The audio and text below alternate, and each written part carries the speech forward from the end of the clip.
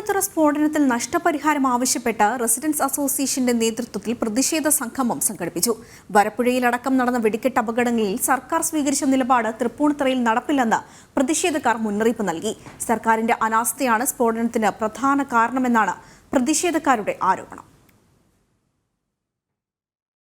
തൃപ്പൂണിത്തുറ സ്ഫോടനത്തിൽ 2 പേർ മരണപ്പെടുകയും നിരവധി പേർക്ക് പരിക്കേൽക്കുകയും 321 വീടുകൾ തകരുകയും ചെയ്തിരുന്നു. സംഭവത്തിൽ നാശനഷ്ടത്തിന്റെ കണക്കെടുപ്പ് നടത്തുകയല്ലാതെ നഷ്ടം നികത്താനുള്ള ഒരു വഴിയും കഴിഞ്ഞ കാലങ്ങളിലൊന്നും തന്നെ സർക്കാരുകൾ സ്വീകരിച്ച് കണ്ടിട്ടില്ല.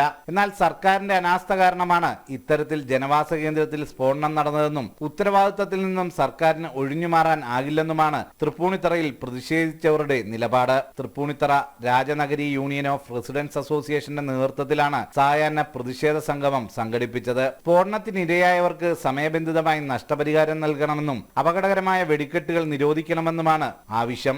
ജില്ലയുടെ ചുമതലയുള്ള മന്ത്രി ദുരന്തപ്രദേശം സന്ദർശിച്ച് ദുരിതബാധിതരുടെ വീടുകൾ വാസയോഗ്യമാക്കാൻ നിർദ്ദേശം നൽകണമെന്നും യോഗം ആവശ്യപ്പെട്ടു. ദുരന്തത്തിന് ഇരയായവർ ഉൾപ്പെടെ 100 കണക്കിന് ആളുകൾ പ്രതിഷേധ സംഗമത്തിൽ പങ്കെടുത്തു. ടെറ ദക്ഷിണ മേഖലാ പ്രസിഡന്റ് എം സന്തോഷ് കുമാർ അധ്യക്ഷത വഹിച്ച പ്രതിഷേധ സംഗമം ടെറ ചെയർമാൻ VP പ്രസാദ് ഉദ്ഘാടനം ചെയ്തു. ജനം, കൊച്ചി.